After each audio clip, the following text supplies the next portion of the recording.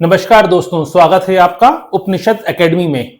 दोस्तों, आज हम देखेंगे हमारे एमपीपीएससी असिस्टेंट प्रोफेसर के सिलेबस में यूनिट नंबर 1 की आज हम मॉक टेस्ट के तीसरे पार्ट में। तो भाग 3 में, मॉक टेस्ट के भाग 3 में आज हम 50 प्रश्नों को सॉल्व करेंगे उस टॉपिक से जो टॉपिक है हमारा संस्कृति, मानदंड और मूल्य। चलिए पहला क्वेश्चन देखते हैं। पहला प्रश्न आपके सामने है, बहुत सामान्य सा प्रश्न है। निम्नलिखित में से किसने सांस्कृतिक विलंबना यानी कल्चरल लैग का सिद्धांत प्रतिपादित किया? अब यह क्वेश्चन कई बार एग्जाम में पूछा जा चुका है। जब भी आप सामाजिक परिवर्तन की अवधारणा पढ़ते हैं तब भी इसे आप पढ़ते हैं सामाजिक परिवर्तन के सिद्धांतों में, और जब आप कल्चर के बारे में पढ़ते हैं तब भी आप इस टॉपिक को पढ़ते हैं, तब भी आप इस थ्योरी को पढ़ते हैं। तो सांस्कृतिक विलंबना का सिद्धांत, कल्चरल लैग थ्योरी किसने दी है? तो सांस्कृतिक विलंबना का सिद्धांत यह बताता है कि संस्कृति के दो भाग होते हैं, भौतिक संस्कृति और अभौतिक संस्कृति।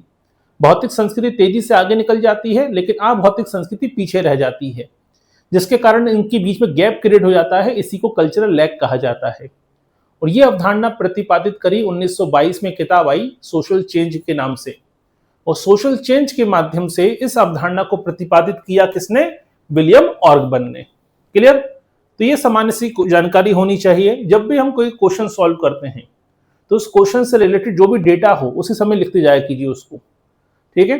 जब भले आप पीवाईक्यू सॉल्व करें, घर में सॉल्व करें, लेकिन जो भी आप क्वेश्चन पढ़ते हैं तो सोचिए कि उससे रिलेटेड और क्या क्वेश्चन बन सकते हैं। अगला क्वेश्चन देखिए, संवृत्ति प्रतीकों और अर्थों की एक ऐसी ऐतिहासिक रूप में संचित प्रणाली है जिसके माध्यम से मनुष्य अपने जीवन के प्रति अपने दृष्टिकोण को संप्रेषित करते हैं और विकसित करते हैं। संस्कृति की यह व्याख्या किसने दी है? पेपर देखने में, पढ़ने में, सुनने में क्वेश्चन को बहुत कठिन लग रहा है, लेकिन पहले आसान भाषा में समझिए कि कल्चर संवृत्ति यानी हमारा एटीट्यूड, हमारा प्रतीक सिंबल, हमारे अर्थ मीनिंग की एक ऐसी ऐतिहासिक प्रणाली है जिससे हम कम्युनिकेट करते हैं, आने वाली पीढ़ी को भी देते हैं और दो लोगों के बीच में कम्युनिकेट भी करते हैं। तो संस्कृति का वो पहलू जो हमारी मनोवृत्ति से, हमारे प्रतीकों के लगाए गए अर्थों से, हमारी मान्यताओं से जुड़ा होता है, हमारे नजरिए से जुड़ा होता है, जिससे हम ट्रांसफर करते हैं आने वाली पीढ़ी को भी और दो लोगों के बीच में संवाद का माध्यम भी इस्तेमाल करते हैं। तो संस्कृति के इस पहलू को, इस दृष्टिकोण को किसने प्रतिपादित किया है? ये परिभाषा किसकी है? सुनने में बहुत कठिन परिभाषा है लेकिन है बड़ी सामान्य सी परिभाषा, ठीक है। जैसे हम कहते हैं कि भाई अगर किसी खंबे के ऊपर, किसी पिल्लर है, लोहे का खंबा लगा है, उस पर अगर लाल रंग की खोपड़ी बनी हुई है, ठीक है, तो हम क्या कहते हैं? इसमें लिखा है खतरा। यानी दुनिया के सभी लोगों ने उस प्रतीक का इस्तेमाल कर लिया, खतरा। जब बहुत से लोग चुनाव जीतते हैं तो कहते हैं विक्ट्री, तो विक्ट्री का चिन्ह बनाते हैं, तो ये विक्ट्री का चिन्ह है। तो सभी लोगों ने प्रतीकों का एक समान अर्थ निकाल लिया है और यही उनके बीच संवाद का माध्यम है। तो ये संस्कृति का ही एक पहलू है। तो ये विचार किसने प्रतिपादित किया? गिलफर्ड गीज, रेमंड विलियम्स, ए.आर. रैडक्लिफ ब्राउन या लेवी स्ट्रॉस? ठीक है, जल्दी से जल्दी आंसर देते जाइए सभी लोग। और क्वेश्चन लिखते समय 1 का ए या 2 का बी या 3 का सी ऐसे लिखिएगा ताकि मालूम पड़े किसने कौन सा आंसर दिया है।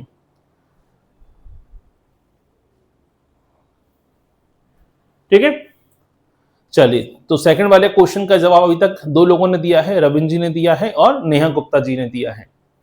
बहुत सही। दीप्ति जी, आंसर गलत है आपका। ध्यान से समझिए ये परिभाषा किसकी है कल्चर को लेकर? तो ये परिभाषा किसकी है? ये परिभाषा है गिलफर्ड गीज की। अब आपको लगेगा गिलफर्ड गीज तो हमारे सिलेबस में नहीं है।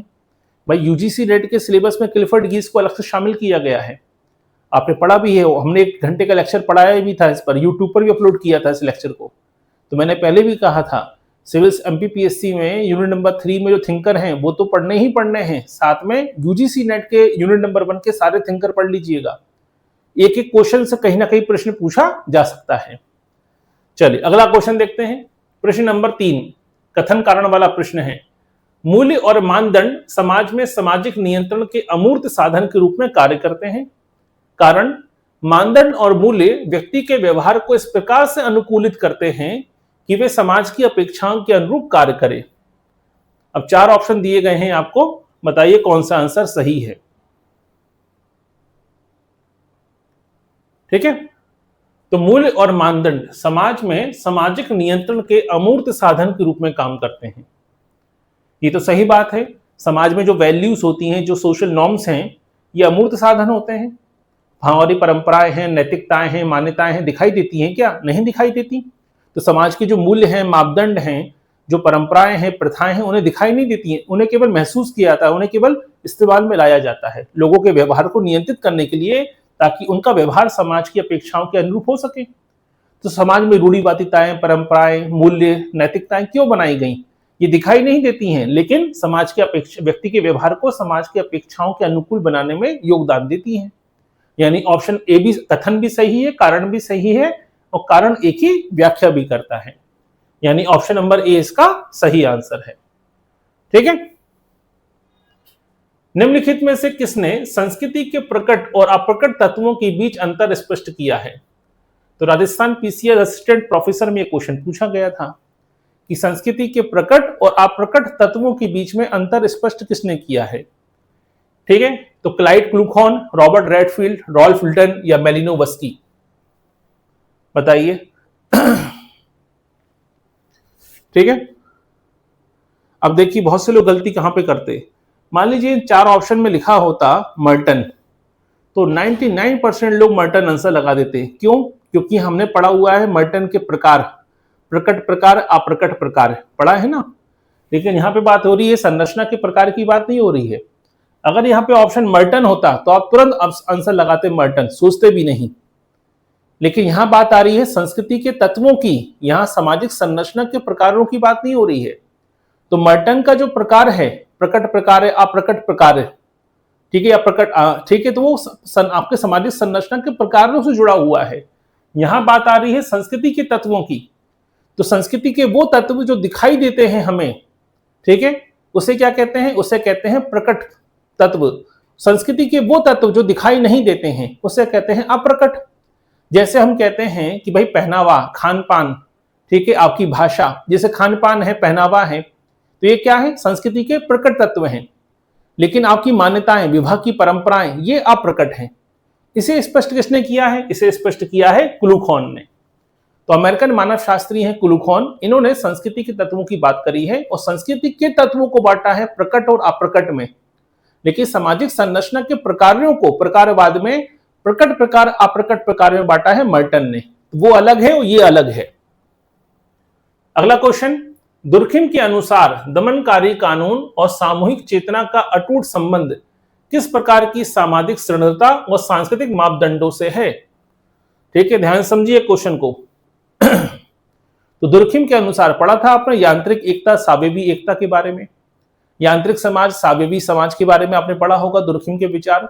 तो दुर्खिम पूछ रहे हैं कि भाई प्रश्न ये पूछा गया है कि दुर्खिम का जो दमनकारी कानून और सामूहिक चेतना के जो मान्यताएं हैं, ठीक है, वो किस प्रकार के समाज में देखने को मिलेगी? साव्यवी समाज में, यांत्रिक समाज में, औद्योगिक सुदृढ़ता में या उत्तर आधुनिक सुदृढ़ता में? तो नाम से स्पष्ट है कि भाई अगर जिस समाज में दमनकारी कानून है, वर्तमान में कानून कौन से होते हैं? प्रतिकारी कानून होते हैं। ठीक है, तो दमनकारी कानून की बात अगर आती है कि दमनकारी कानून, और दूसरा कानून कौन सा था? कल हमने पढ़ा था। दूसरा कानून जो होता है वो होता है प्रतिकारी कानून। प्रतिकारी कानून जो होते हैं वो आधुनिक समाजों में पाए जाते हैं। कहां पर होते हैं? मॉडर्न सोसाइटी में, यानी साव्यवी समाज में पाए जाते हैं। ठीक है, जो लिखित रूप में होते हैं। दमनकारी कानून परंपरागत समाज में होते हैं। ठीक है, परंपरागत समाज मतलब यांत्रिक समाज में होते हैं। क्लियर? तो आंसर क्या आएगा? यांत्रिक सुदृढ़ता। ठीक है, बहुत सिंपल सा क्वेश्चन है। अगला प्रश्न देखिए, संस्कृति मनुष्य के शारीरिक और मानसिक आवश्यकताओं को पूरा करने का एक उपकरण है। यह प्रकारात्मक दृष्टिकोण किसने प्रस्तुत किया है? ठीक है, संस्कृति शारीरिक और मानसिक आवश्यकताओं को, कीवर्ड क्या है? आवश्यकताओं। और आवश्यकताओं का सिद्धांत किसने दिया है? बुनियादी आवश्यकताओं का सिद्धांत या मानवीय आवश्यकताओं का सिद्धांत, यह प्रतिपादित किया है मेलिनोवस्की ने। तो ऐसे क्वेश्चन को ज्यादा ध्यान से नहीं देखना है, आसानी से इसका आंसर लगाया जा सकता है। क्वेश्चन नंबर 7 देखिए, निम्नलिखित में से कौन सी एक विशेषता मूल्य की नहीं है? नहीं है पूछा गया है। कौन सी विशेषता मूल्य की नहीं है? पहला, मूल्य समाज द्वारा स्वीकृत अमूर्त मानक हैं। मूल्यों में भावनात्मक प्रतिबद्धता होती है। मूल्य सदैव कानूनी रूप से बाध्यकारी और संहिताबद्ध होते हैं। मूल्य व्यक्ति के समाजीकरण का मुख्य आधार होते हैं। बहुत सिंपल सी बात है। अब जैसे मूल्य है और कानून है, तो कानून बाध्यकारी होता है, मूल्य बाध्यकारी नहीं है। ठीक है, बड़ों के पैर छूना ये समाज का मूल्य है, लेकिन पैर छूना ही है, इसके लिए कोई कानून नहीं बना हुआ है। क्लियर? तो ये सीधी वाली बात तो ये कि मूल्य समाज द्वारा स्वीकृत है, ये तो सही बात है, और अमूर्त होते हैं, दिखाई नहीं देते हैं। बड़ों के पैर छूना है, ये चीज दिखाई नहीं देती है आपको। ठीक है, गतिविधि के रूप में दिखाई देगी, लेकिन मान्यता या परंपरा के रूप में दिखाई नहीं देती। मूल्यों में भावनात्मक प्रतिबद्धता होती है, सही बात है। मूल्यों का पालन हम तर्कों के आधार पर नहीं करते हैं, हम भावनात्मक पहलू के आधार पर करते हैं, इनके पीछे तर्क काम नहीं करता है। मूल्य व्यक्ति के समाजीकरण का मुख्य आधार होते हैं। जब बच्चे को बचपन से सिखाया जाता है कि बड़ों के पैर छुओ, धीमी आवाज में बोलो, अच्छे से खाना खाओ, दाएं हाथ का इस्तेमाल करो खाने में, ठीक है, मंदिर जाते समय जूते चप्पल बाहर उतारो, प्रसाद लेते समय दाएं हाथ को आगे बढ़ाओ, ये बचपन से सिखाया गया है, यानी समाजीकरण का हिस्सा होता है वैल्यू। क्लियर? तो ये बात भी सही है, लेकिन ये बात गलत है कि मूल्य बाध्यकारी होते हैं। मूल्य बाध्यकारी नहीं होते, ये गलत है। जब कोई व्यक्ति या समूह अपनी संस्कृति के मानदंडों और मूल्यों के आधार पर दूसरी संस्कृति का मूल्यांकन करता है और अपनी संस्कृति को श्रेष्ठ समझता है, तो इस प्रवृत्ति को क्या कहते हैं? ठीक है, कई बार आप सुनते हैं कि हमारा राष्ट्र, हमारा देश जो है विश्व गुरु है, ठीक है, हमारी संस्कृति ही सर्वश्रेष्ठ है, बाकी संस्कृति सब ओछी हैं, हमारे सामने कुछ भी नहीं है। या पश्चिमी देशों को मान्यता है कि भाई पश्चिमी संस्कृति श्रेष्ठ है, पूरब की संस्कृति तो बड़ी दकियानूसी है, ठीक है, गवार है। ये सोच जो रही है हमारे हमेशा समाज में लोगों की, कि अपनी संस्कृति को श्रेष्ठ मानना और सामने वाले की संस्कृति को कमजोर समझना या हीन भावना से देखना, इस प्रवृत्ति को क्या कहते हैं? इस टेंडेंसी को क्या कहते हैं? सांस्कृतिक सापेक्षवाद, निर्जाति केंद्रवाद या स्व संस्कृति केंद्रवाद, पर संस्कृति ग्रहण या सांस्कृतिक बहुलतावाद।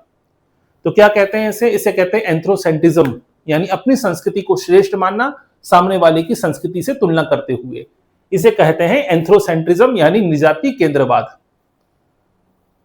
अगला क्वेश्चन देखिए, किसने अपनी पुस्तक द डेथ ऑफ प्रोग्रेस या उत्तर आधुनिक अध्ययनों में उपभोक्ता संस्कृति कंज्यूमर कल्चर को समकालीन समाज की मुख्य विशेषता माना है, जहां वस्तु के उपयोग मूल्य से अधिक उसका प्रतीकात्मक मूल्य महत्वपूर्ण हो जाता है? मार्च 2023 में यह प्रश्न पूछा गया था। इस पूरी डेफिनेशन में, इस पूरी संस्कृति की विशेषता में आपको ज्यादा कुछ नहीं पढ़ना है। यहाँ पे दो बातें क्लियर हो गई, यहाँ से दो क्वेश्चन और बन जाएंगे डेटाबेस, जो एमपीपीएससी के असिस्टेंट प्रोफेसर में या जीआईसी की पेपर में या जीटीसी के पेपर में। पहला क्वेश्चन, उपभोक्ता संस्कृति की अवधारणा किसने दी है? कंज्यूमर कल्चर की अवधारणा किसने दी है? दूसरा, द डेथ ऑफ प्रोग्रेस पुस्तक के लेखक कौन है? अब देखिए, द डेथ ऑफ प्रोग्रेस पुस्तक के लेखक कौन है, तुरंत नोट कर लीजिए कॉपी में। पेपर सॉल्व करते समय ये नहीं कि सोफे पे बैठे हुए हैं, बिस्तर पे लेटे हुए आराम से टेस्ट सीरीज देख रहे हैं। अगर आप इतने आलसी हैं तो फिर एपी बनने लायक नहीं है। तो अभी भी समय है, कुर्सी मेज पे बैठिए, आराम से कॉपी पेन लेके बैठिए और नोटिंग करते जाइए। ठीक है, कोई बिग बॉस नहीं चल रहा है यहाँ पर कि आराम से सुस्त होकर लेटे हुए हैं, देखेंगे 50 क्वेश्चन देखते हैं। ठीक है, कोई मनोरंजन नहीं चल रहा है यहाँ पर, इसलिए कॉपी पेन लेके बैठिए और लिखते जाइए द डेथ ऑफ आपके प्रोग्रेस किसकी रचना है और उपभोक्तावादी संस्कृति की अवधारणा किसने दी है। ये दो क्वेश्चन अलग से एक्स्ट्रा पूछे जा सकते हैं, आपके पीएससी की परीक्षा में डेटाबेस क्वेश्चन बन सकते हैं। तो यहाँ पे बात हो रही है कंज्यूमर कल्चर की, बात किसने करी है? तो कंज्यूमर कल्चर की अवधारणा में यहाँ पे विचारक ये बताते हैं कि कैसे मीडिया का इस्तेमाल करके, कैसे सूचनाओं का इस्तेमाल करके लोगों को कंज्यूमर बनाया जा रहा है। एक समय लोगों की पहचान क्या होती थी? लोग जरूरत के लिए खरीदते थे, अब लोग केवल दिखावे के लिए खरीदते हैं। ठीक है, सिंबल महत्वपूर्ण हो गया है। मोबाइल फोन इसलिए नहीं खरीदना है कि आवश्यकता है, मोबाइल फोन इसलिए खरीदना है क्योंकि दिखाना है, आईफोन है हमारे पास। तो दिखावे की संस्कृति डेवलप हो चुकी है, कंज्यूमर कल्चर डेवलप हो चुका है। पहले लोग चीजों को आवश्यकता के लिए खरीदते थे, अब दिखावे के लिए खरीदते हैं। इसी को कंज्यूमर कल्चर नाम दिया है किसने? जियो बॉडीलार्ट ने। तो जब भी कंज्यूमर कल्चर की बात आती है, ठीक है, आपके बॉडीलार्ट का नाम आएगा ही आएगा।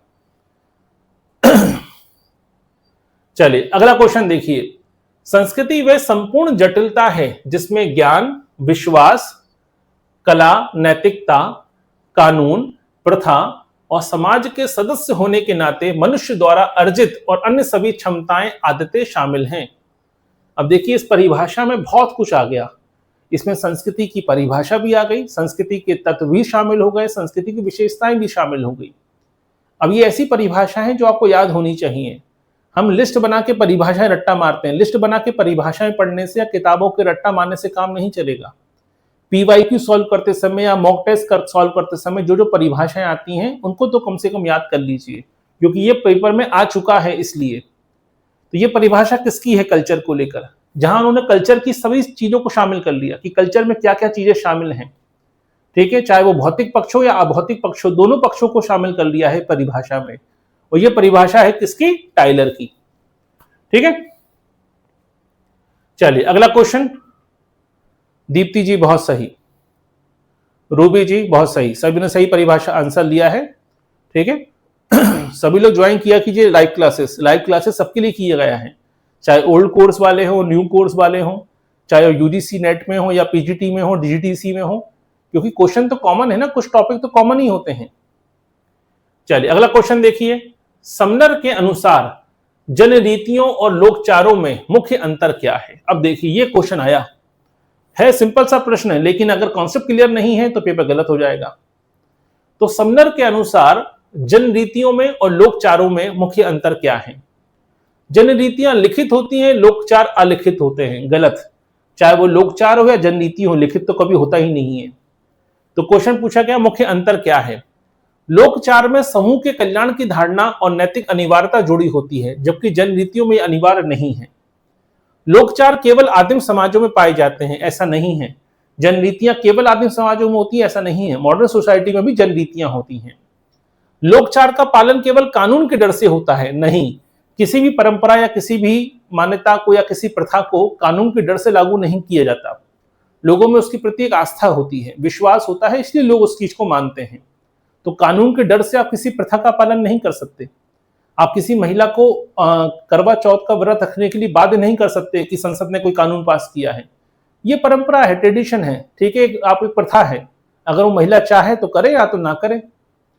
ठीक है, लेकिन मुख्य अंतर क्या है? मुख्य अंतर बड़ा बेसिक सा है। जब भी आप जनरीति, प्रथा, लोकाचार इनकी बात करते हैं, रूढ़िवादिता की बात करते हैं, तो बड़ा कॉमन परिभाषा है कि जब भी कोई जनरीति में सामूहिक कल्याण की भावना जुड़ जाए, जिसे समाज को लगे कि ये परंपरा समाज की भलाई के लिए है, तो जनरीति क्या बन जाती है? अपने आप लोकाचार बन जाती है। यही मूल अंतर होता है। ठीक है, तो ऑप्शन नंबर बी इसका सही आंसर है। अगला क्वेश्चन देखिए।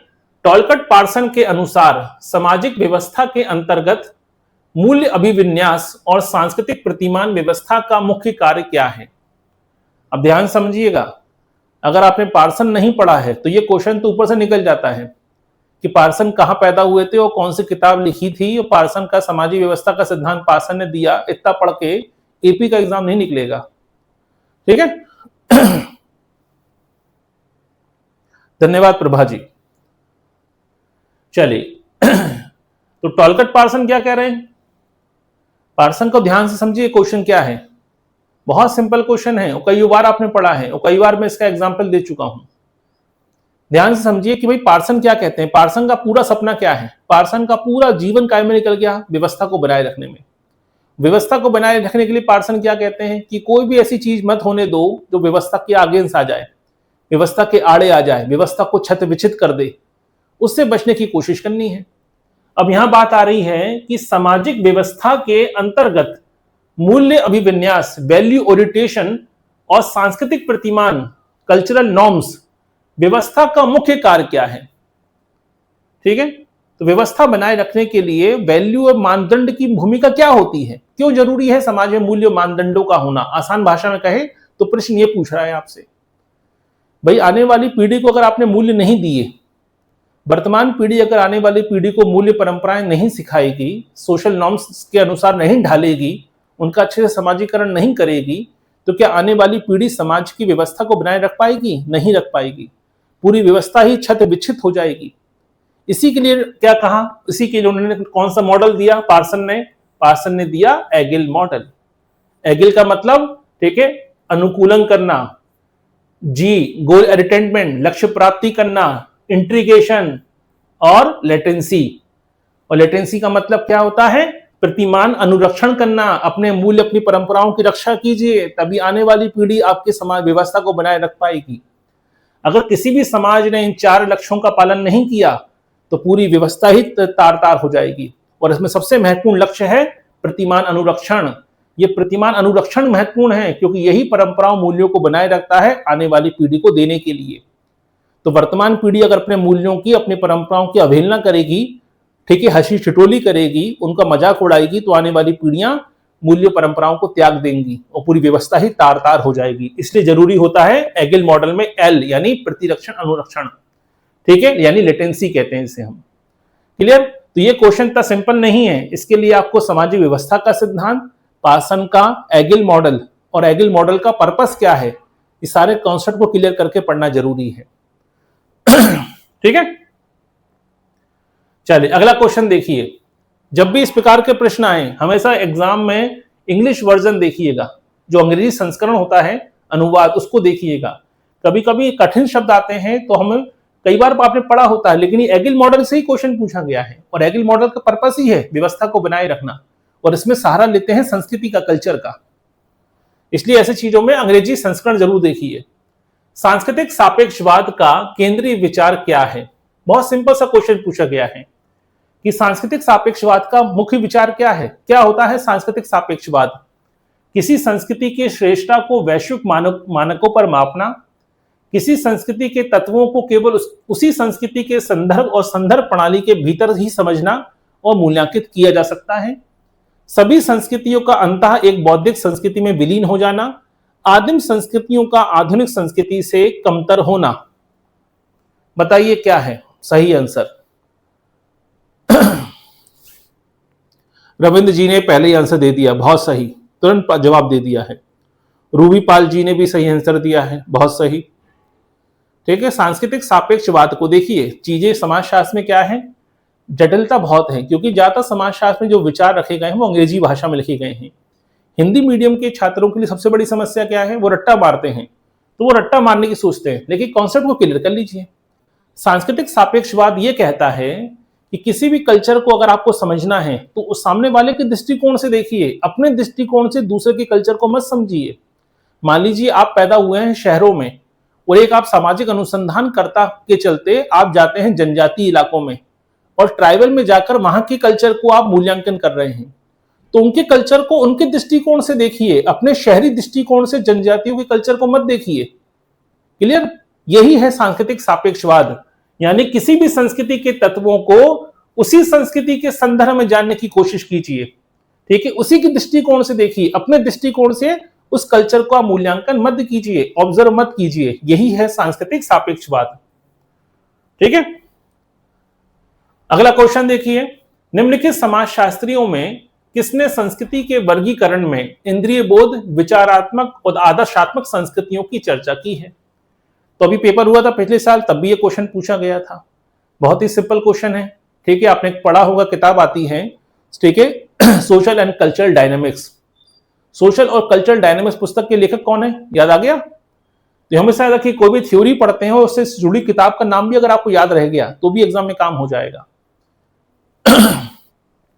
तो सामाजिक परिवर्तन की जब भी आप अवधारणा पढ़ते हैं तब ये पढ़ने को मिलता है आपको कि 3 प्रकार की संस्कृतियां होती हैं और संस्कृति हमेशा पेंडुलम की भांति क्या होती रहती हैं, ठीक है, चक्कर घूमती रहती हैं। हर संस्कृति इंद्रिय परक होती है, फिर आदर्शवादी होगी और फिर वो, ठीक है, विचारात्मक हो जाती है। बाद में विचारात्मक से फिर आदर्शवादी होती है और फिर इंद्रिय परक हो जाती है। ये पेंडुलम की भांति यही मूवमेंट चलता रहता है। और ये विचार किसने दिया? ये विचार दिया था सोरोकिन ने। ठीक है, याद आ गया? तो कई सारे कॉन्सेप्ट एक ही क्वेश्चन में समझ में आ जाते हैं। अगला क्वेश्चन है, रूथ बेनेडिक्ट ने अपनी प्रसिद्ध पुस्तक पैटर्न्स ऑफ कल्चर में संस्कृतियों के किन 2 विन्यासों या प्रतिमानों का वर्णन किया है? अब यहां पे देखिए, क्वेश्चन के अंदर ही एक प्रश्न छुपा हुआ है। वो छुपा प्रश्न क्या है? वो है किताब का नाम। तो पीएससी में जो पेपर आते हैं, जीटीसी में, जीआईसी में, ऐसे क्वेश्चन भी पूछे जा सकते हैं कि पैटर्न्स ऑफ कल्चर पुस्तक के लेखक कौन है। हो सकता है डायरेक्ट क्वेश्चन ना बने, आपके मैच द कॉलम वाले, जोड़ी मिलाने वाले प्रश्नों में, किताबों वाले क्वेश्चन में ऐसे क्वेश्चन बन जाते हैं। तो जब भी आप किसी क्वेश्चन को सॉल्व करते हैं और उस क्वेश्चन के अंदर भी एक और प्रश्न छुपा होता है तो उसको अलग से नोट कर लीजिए। तो पैटर्न्स ऑफ कल्चर पुस्तक के लेखक कौन है? रूथ बेनेडिक्ट हैं। अब रूथ बेनेडिक्ट ने संस्कृति के दो प्रतिमानों को वर्णन करने के लिए, ठीक है, प्रतिमानों का वर्णन किया है, वो किस रूप में किया है? पवित्र और अपवित्र, एपोलियन और डायोसियन, यांत्रिक और सावयवी, प्राथमिक और द्वितीयक। अब सिंपल सा क्वेश्चन बनता है भाई, पवित्र और अपवित्र की बात हो रही है, ठीक है, यांत्रिक सावयवी की बात हो रही है, एपोलियन और डायोसियन की बात हो रही है, प्राथमिक और द्वितीयक की बात हो रही है। तो रूथ बेनेडिक्ट ने जनजाति समाजों का अध्ययन किया और एक महत्वपूर्ण इलाका है जनजाति है प्यूबो और क्वाटिकुल। इन क्षेत्रों में जाकर इन्होंने देखा कि जनजातियों का व्यवहार अलग अलग होता है। कुछ जनजातियां एग्रेसिव होती हैं और कुछ जनजाति थोड़ी सी उदारवादी होती हैं। इसी के बेसिस पे इन्होंने कल्चर को समझाने का प्रयास किया कि आप किस कल्चर में पैदा होते हैं, उसी के हिसाब से आपका व्यवहार, आपकी मान्यताएं बन जाती हैं, ठीक है। यहां पे उन्होंने विचार प्रकट किया किसका? एपोलियन और डायोसियन का। निम्नलिखित में से किस अवधारणा का तात्पर्य समाज की मुख्य धारा की संस्कृति का विरोध करने वाले और उसके प्रतिस्थापन की वकालत करने वाले सांस्कृतिक प्रतिमानों से है? ध्यान समझिए क्वेश्चन को, बहुत सिंपल क्वेश्चन है, ठीक है। प्रश्न कठिन लगता है पढ़ते समय, लेकिन इसको थोड़ा सा अगर सिंपल वे में समझा जाए तो प्रश्न बहुत आसान है। निम्नलिखित में से किस अवधारणा का तात्पर्य समाज की मुख्य धारा की संस्कृति का विरोध करने वाले और उसका प्रतिस्थापन की वकालत करने वाले सांस्कृतिक प्रतिमानों से है? यानी वर्तमान में जो कल्चर है इसका विरोध करना और उसे हटाना, उसे दूर करना, प्रतिस्थापित करना, रिप्लेस करने के बारे में जो विचार होता है कि हम इस कल्चर को नहीं मानते, हमें ये कल्चर पसंद नहीं है, हम इसका विरोध करते हैं, इसको नष्ट करने, इसको समाप्त करने की बात करते हैं, तो ये क्या कहलाएगा? क्या ये उप संस्कृति कहलाएगा? क्या ये प्रति संस्कृति कहलाएगा? क्या ये उच्च संस्कृति कहलाएगा? या ये लोकप्रिय संस्कृति कहलाएगा? ठीक है, सही आंसर होगा क्या? प्रति संस्कृति, यानी एंटी कल्चर। ठीक है, एंटी कल्चर क्यों? जैसे हिप्पी कल्चर आया था 1970 के दशक, 1970 के दशक में अमेरिका में खूब फेमस हुआ, भारत में भी खूब फेमस हुआ। हरे राम हरे कृष्णा फिल्म भी आई थी देवानंद की, जीनत अमान की, दम मारो दम आपने गाना भी सुना होगा। तो दुनिया भर में, खासकर अमेरिका में हिप्पी कल्चर फैला, जहां के युवाओं ने समाज की, परिवार की मूल्य परंपराओं को मानने से मना कर दिया कि हमें कोई मतलब ही नहीं है। ऐसे लोगों का कहा गया हिप्पी, जिन्हें कोई मतलब ही नहीं था। ठीक है, चारवाक दर्शन पे जी रहे थे, जो होगा देखा जाएगा, ना कोई संबंध, ना कोई परिवार, ना कोई रिलेशन, कोई मतलब नहीं, कोई मूल्य नहीं। यानी जो समाज की परंपराएं हैं, प्रतिमान है, उसी का विरोध करना शुरू कर दिया। हिप्पी कल्चर अपने आप में प्रति संस्कृति का सबसे बड़ा उदाहरण माना जाता है। ठीक है, अगला क्वेश्चन देखिए, किसने परिभाषित किया कि मानदंड वह नियम है जो ये निर्धारित करते हैं कि विभिन्न परिस्थितियों में मनुष्यों को किस प्रकार का व्यवहार करना चाहिए या किस प्रकार का नहीं? ध्यान समझिए क्वेश्चन को। किसने ये परिभाषित किया कि मानदंड यानी नॉर्म्स ऐसे नियम हैं जो ये बताते हैं कि हमें विभिन्न परिस्थितियों में किस प्रकार का व्यवहार करना चाहिए या किस प्रकार का नहीं? यानी हमारे व्यवहारों का मूल्यांकन होता है मानदंडों का परिस्थिति के दौरान, कि परिस्थिति पड़ने पर हमारा व्यवहार कैसा होना चाहिए, हमारा व्यवहार अच्छा है कि बुरा है। ये कुछ मानदंड तय किए गए हैं, उसके बेसिस पर होता है। जैसे मान लीजिए किसी के घर में डेथ हो जाए और वो व्यक्ति डेथ के घर में, ठीक है, एकदम सज धज के आए, परफ्यूम लगा के और महंगे कपड़े पहन के और चमकते हुए कपड़े पहन के आए, तो लोग क्या कहेंगे कि तुम्हें मालूम नहीं है घर में डेथ हुई है? क्योंकि डेथ हुई है इसका मतलब आपको इस प्रकार के व्यवहार नहीं करना चाहिए।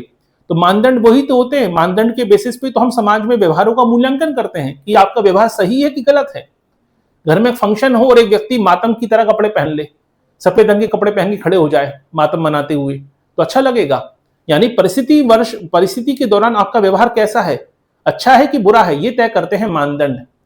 तो मानदंड को इस तरीके से किसने परिभाषित किया है? प्रश्न ये है, रॉबर्ट वीर स्ट्रीट, किंग्सले डेविस, एच.एम. जॉनसन या डब्ल्यू ग्रीन? ठीक है, बताइए। सभी लोग सही आंसर दीजिए पहले। ठीक है, बैठे हुए हैं इतने सारे लोग, आंसर देते हैं केवल 5 या 6 लोगों का जवाब आ रहा है। बाकी लोग क्या कर रहे हैं? लिख रहे हैं या क्लास लगा के सो गए हैं आराम से। ठीक है, कोई फीडबैक ही नहीं है, कोई आंसर ही नहीं देते हैं। इतने सारे लोग बैठे हैं, जवाब केवल 7 8 10 8 या 9 लोगों का जवाब आ रहा है बस। ठीक है, तो ये मानदंड की ये परिभाषा किसकी है? ये परिभाषा है रॉबर्ट वीरस्ट्रीट की। एक किताब लिखी रॉबर्ट वीरस्ट्रीट ने, द सोशल ऑर्डर। उस सोशल ऑर्डर में इन्होंने ये परिभाषा को स्थापित किया। अगला क्वेश्चन, उत्तर औद्योगिक समाज में मीडिया और सूचना तकनीक के द्वारा उस संस्कृति को क्या कहते हैं जो जनमानस द्वारा बड़े पैमाने पर उपभोग की जाती है और व्यावसायिक रूप से उत्पादित होती है? ठीक है, विशिष्ट संस्कृति, लोक संस्कृति, जन संस्कृति या भौतिक संस्कृति। तो पोस्ट मॉडर्न सोसाइटी में यही तो होता है। पोस्ट मॉडर्न सोसाइटी में आजकल हम देखते हैं कि मीडिया के द्वारा, सोशल मीडिया के द्वारा आज हम उन चीजों को कंज्यूम कर रहे हैं, ठीक है, जो ट्रेंड में चल रहा है। ठीक है, याद रखिएगा, यहीं से शब्द निकल के आता है, याद रखिए। इसी को कहते हैं पॉप कल्चर, कहते हैं पॉप कल्चर। तो जो पॉप कल्चर है, जो आजकल मॉडर्न कल्चर कहते हैं, लोकप्रिय संस्कृति। ठीक है, तो ये लोकप्रिय संस्कृति मतलब पॉप कल्चर, यानी कोई भी नया ट्रेंड आता है और सभी लोग उसको फॉलो करने लगते हैं, बिना सर लगाए, बिना किसी नॉलेज के, बिना किसी ठीक है तर्क के, तो बिना किसी सोचे समझे केवल बस ट्रेंड का फॉलो करने लगते हैं। इसी को कहते हैं पॉप कल्चर। तो ये पॉप कल्चर उत्तर आधुनिक समाज की विशेषता है और इस प्रकार के ये कहीं ना कहीं कंज्यूमर कल्चर से जुड़ी हुई विशेषता होती है। इसे कहते हैं पॉप कल्चर, यानी दुनिया में जो चल रहा है उसको फॉलो करो। पहनावे को लेकर, खान पान को लेकर, घूमने फिरने को लेकर, सेल्फी को लेकर, हर चीज में जो ट्रेंड में है उसको फॉलो करना ही लोकप्रिय कल्चर है, पॉप कल्चर है। और ये किसकी देन है? ये देन है मीडिया की, सोशल मीडिया की, इन्फ्लुएंसर कल्चर की।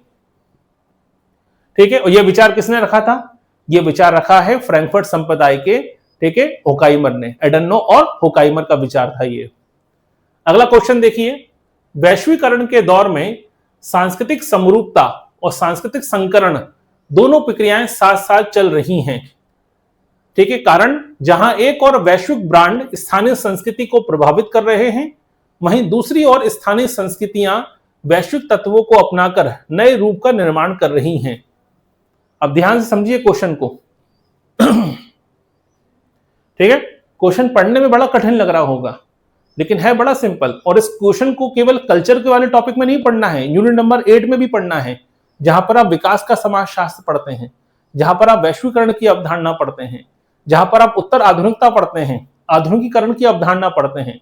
तो मॉडर्निटी, पोस्ट मॉडर्निटी, ग्लोबलाइजेशन, हर जगह पे टॉपिक पढ़ने को मिलता है कि क्या हो रहा है। ध्यान से समझिए, स्टेटमेंट क्या है, कथन क्या है कि वैश्वीकरण के दौर में सांस्कृतिक समरूपता और सांस्कृतिक संकरण दोनों प्रक्रियाएं साथ साथ चलती हैं। सांस्कृतिक समरूपता मतलब दुनिया भर में कॉमन कल्चर आ चुका है। जैसे मैकडोनल्ड, दुनिया में मैकडोनल्ड एक जैसा है, उनका खान पान, उनका एकदम स्टाइल एक जैसी है, वो एक ही सामान को बेच रही हैं, एक ही तरीके से बेच रही हैं, स्वाद में कोई अंतर नहीं है।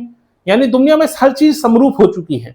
आज हमारे पहनावा देखिए, आप कोई मार्केट में टी शर्ट आइए देखिएगा, कभी कल्पना कीजिए किसी फिल्म में किसी हीरो ने कोई टी शर्ट पहनी है हॉलीवुड की फिल्म में, तो पूरी दुनिया में सभी युवाओं के कपड़ों में या युवाओं में, ठीक है, वो टी शर्ट का क्रेज आ जाता है, हर व्यक्ति वही टी शर्ट पहने दिखता है आपको। यही होता है समरूपता।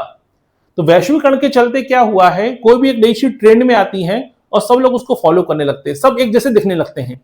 इसे कहते हैं सांस्कृतिक समरूपता, यानी विचारों में एक रूपता आ जाना। और दूसरी तरफ क्या है? सांस्कृतिक संकरण। संकरण मतलब हाइब्रिडेशन, यानी दो संस्कृतियां आपस में मिल भी रही हैं और एक दूसरे और कहीं ना कहीं समरूपता भी आ रही है। किसके चलते? वैश्वीकरण के चलते। कारण क्या है? जहां एक और वैश्विक ब्रांड स्थानीय संस्कृति को प्रभावित कर रहे हैं, दूसरी तरफ स्थानीय संस्कृतियां से प्रभावित भी हो रहे हैं। अब मैकडोनल्ड अमेरिकन कंपनी है, भारत में आके वो क्या बेचता है? बर्गर बेचता है, लेकिन अमेरिका में बेचता है वो बीफ, अमेरिका में बेचता है हैमबर्गर, लेकिन भारत में बेचता है टिकिया, आलू टिकिया। तो आलू टिक्की बर्गर बेचता है, क्यों? क्योंकि भारत में बीफ बेचना अलाउ नहीं है। यानी अमेरिकन कंपनी होने के बावजूद भी उसे भारत की परंपराओं का पालन करना पड़ेगा। यही है ग्लोबल कल्चर। तो इसी को कहते हैं मैकडोनलाइजेशन। यही हो रहा है दुनिया भर में। तो वैश्वीकरण में संस्कृतियां समरूप भी हो रही हैं और संस्कृतियों का हाइब्रिडेशन भी हो रहा है, सम्मिश्रण भी हो रहा है। क्लियर? यानी ऑप्शन नंबर ए इसका सही आंसर है। यानी ए और आर दोनों सही है, आर ए की व्याख्या भी करता है। अगला क्वेश्चन देखिए, सांस्कृतिक पूंजी कल्चरल कैपिटल की अवधारणा किसने प्रतिपादित की, जिसके अनुसार उच्च वर्ग अपनी संस्कृति का उपयोग अपनी सामाजिक स्थिति को बनाए रखने और पुनरुत्पादित करने के लिए करता है। इतनी बड़ी पूरी परिभाषा पढ़ने की आवश्यकता है ही नहीं। साफ साफ लिखा गया है कल्चरल कैपिटल की अवधारणा किसने दी है, इतनी जानकारी भी है, पेपर जब भी सॉल्व हो जाएगा आराम से। तो कल्चरल कैपिटल की अवधारणा किसने दी है, यह अवधारणा दी है पीरे बोर्दियू ने। तो पूरा पढ़ के समय खर्च मत कीजिए, शुरुआत में ही पहले ही लाइन में ही क्वेश्चन का आंसर छुपा हुआ है। अगला क्वेश्चन, एल क्रोबर और क्लार्क विस्लर के अनुसार किसी विशिष्ट भौगोलिक क्षेत्र को क्या कहा जाता है जिसमें विभिन्न समाजों की संस्कृतियों में अत्यधिक समानता या समान सांस्कृतिक तत्व पाए जाते हैं? सांस्कृतिक विन्यास, सांस्कृतिक प्रतिमान, सांस्कृतिक क्षेत्र या सांस्कृतिक संकुल? ठीक है, बहुत बेसिक क्वेश्चन है। जब अगर आपने सांस्कृतिक तत्वों की अवधारणा पढ़ी है, कल्चरल एलिमेंट पढ़े हैं, तो आपने ये टॉपिक आसानी से पढ़ा होगा। क्लियर? तो बताइए सही आंसर क्या है। तो क्रोबर और विस्लर की बात हो रही है, यानी एक ऐसा इलाका जहां पर अलग अलग संस्कृतियां के लोग रहते हैं लेकिन फिर भी कुछ समानताएं होती हैं, या अलग या एक संस्कृति के समान तत्वों का विस्तार ज्यादा देखने को मिलता है, फैलाव ज्यादा देखने को मिलता है, और उसी को हम कहते हैं सांस्कृतिक क्षेत्र। ठीक है, क्या कहते हैं इसको? कल्चरल एरिया कहते हैं। अगला क्वेश्चन, मानदंडों के वर्गीकरण में संस्थागत मानदंड और संबंधात्मक मानदंड रिलेशन नॉर्म्स के बीच अंतर किसने स्पष्ट किया है? चलिए ये आंसर बताइए जल्दी से जल्दी, बहुत सिंपल क्वेश्चन। थोड़ा सा दिमाग लगाइएगा, यूनिट नंबर 3 में चले जाइएगा, थिंकर वाला पोर्शन से क्वेश्चन पूछा गया है। तो मानदंडों के वर्गीकरण की बात हो रही है, संस्थागत आपके मानदंड और संबंधात्मक मानदंड की बात हो रही है। ठीक है, क्वेश्चन नंबर 22 का आंसर जल्दी से जल्दी दीजिए सभी लोग। हाँ रूबी जी आंसर दीजिए, गीता जी, संजय जी, संजना जी, दीप्ति जी, रमेश जी, शिल्पा जी, नेहा जी। ठीक है, इतने सारे स्टूडेंट बैठे हुए हैं, केवल गिने चुने जिनके नाम लिए हैं मैंने, उन्हीं के आंसर आ रहे हैं बस अभी तक। ध्यान समझिए क्वेश्चन को पहले। रविंद्र जी आपका आंसर गलत है।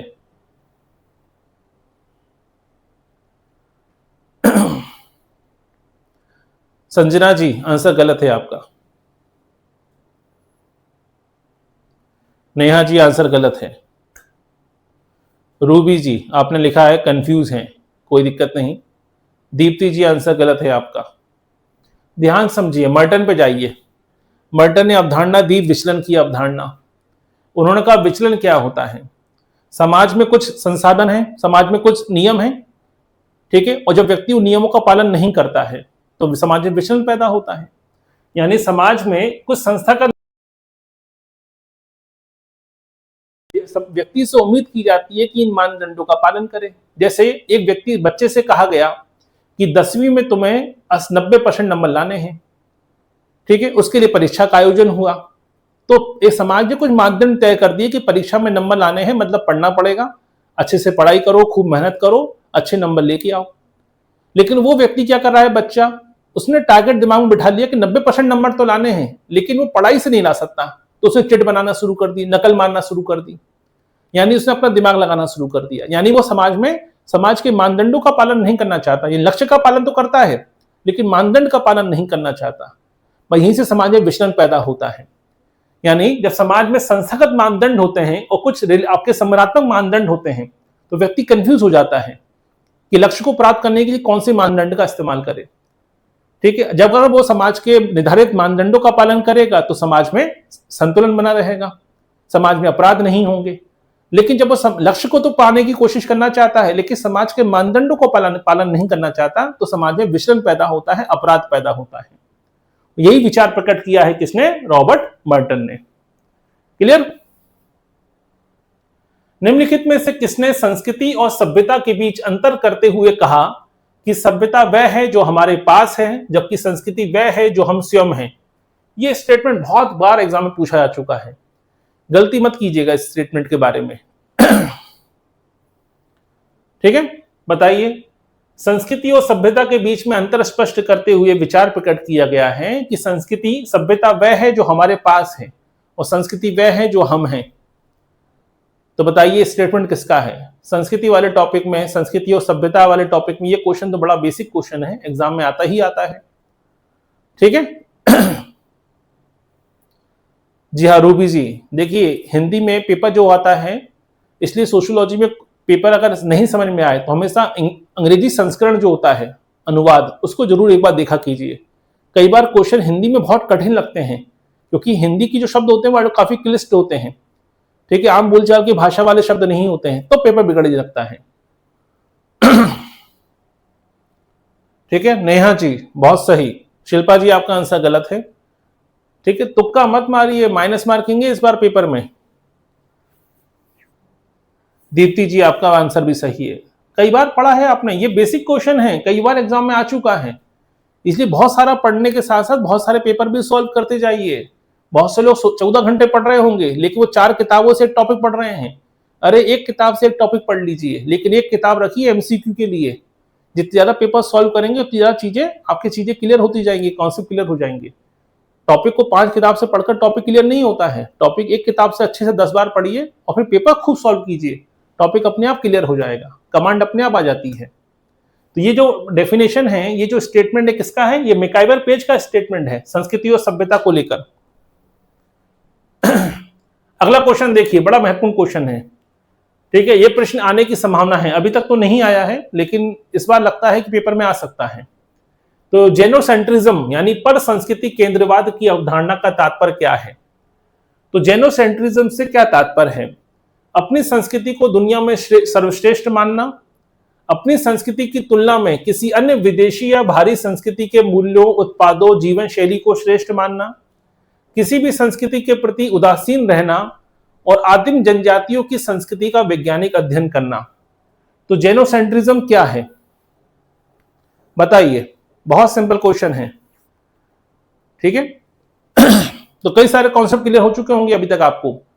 एक आपने पढ़ा था एंथ्रोसेंट्रिज्म, यानी अपनी संस्कृति को अच्छा मानना और सामने वाले की संस्कृति को हीन भावना से देखना। ठीक उसका उल्टा कर दीजिए कि अपनी संस्कृति को कमजोर समझना, हीन भावना से ग्रसित होना और सामने वाले की संस्कृति, उसकी वस्तुओं को, उसकी इमारतों को, उसकी फिल्मों को बड़ा श्रेष्ठ मानना, इसे कहते हैं जेनोसेंट्रिज्म। जिसके आजकल देखिए भारत में होता है कि पश्चिमी की बड़ाई होती है कि देखो चाइना का कल्चर देखो क्या है, चाइना का कल्चर देखो, जापान तो 2050 में जी रहा है, हम तो बहुत पीछे रह गए हैं। ये जो भावना होती है कि अपने आप को हीन भावना में समझना और सामने वाले कल्चर को बड़ा श्रेष्ठ मानना, इसे कहते हैं जेनोसेंट्रिज्म। यानी ऑप्शन नंबर बी इसका सही आंसर है। यानी एंथ्रोसेंट्रिज्म से ठीक उलट है जेनोसेंट्रिज्म। अगला क्वेश्चन, क्लुखोन के अनुसार वह मूल्य जो सभी मानव समाजों में सार्वभौमिक रूप से पाए जाते हैं, जैसे हत्या का प्रतिबंध, अनाचार निषेध, उन्हें क्या कहा जाता है? आसान भाषा में कुछ विचार ऐसे हैं, कुछ मान्यताएं ऐसी हैं, चाहे समाज ग्रामीण हो या आधुनिक हो, विकसित हो या विकासशील हो, ठीक है, नगरीय समाज हो या आपके जनजातीय समाज हो, कुछ मान्यताएं, कुछ मापदंड, कुछ मूल्य ऐसे हैं जो सभी जगह पर समाज में जिनका पालन किया जाता है। अब जैसे हत्या करना, तो किसी भी समाज में हत्या करना क्या जायज ठहराया जा सकता है? क्या जस्टिफाई कर सकता है कोई भी सोसाइटी, चाहे वो आदिम हो या आधुनिक हो? हत्या को कोई जायज नहीं ठहरा सकता। तो कुछ चीजों को लेकर या कुछ मान्यताओं को लेकर सभी समाजों में एक कॉमन सेंस डेवलप हो जाता है। ये कॉमन थिंकिंग होती है, उसे क्या कहते हैं? उसी को कहते हैं सांस्कृतिक आपके सार्वभौम, यानी यूनिवर्सल कल्चर कहते हैं, या कल्चरल यूनिवर्सलिज्म कहा जाता है। ठीक है। जॉर्ज जिर्जर द्वारा प्रतिपादित मैकडोनाल्डिशन की अवधारणा संस्कृति के किस रूप या प्रक्रिया को दर्शाती है? तो एक क्वेश्चन तो यहीं से बन गया कि जॉर्ज जिर्जर ने कौन सी अवधारणा प्रतिपादित की है। एक क्वेश्चन तो आपको यहीं से पूछा जा सकता है। अब ये जॉर्ज जिर्जर का जो मैकडोनाल्डिशन की अवधारणा है, ये क्या बताती है?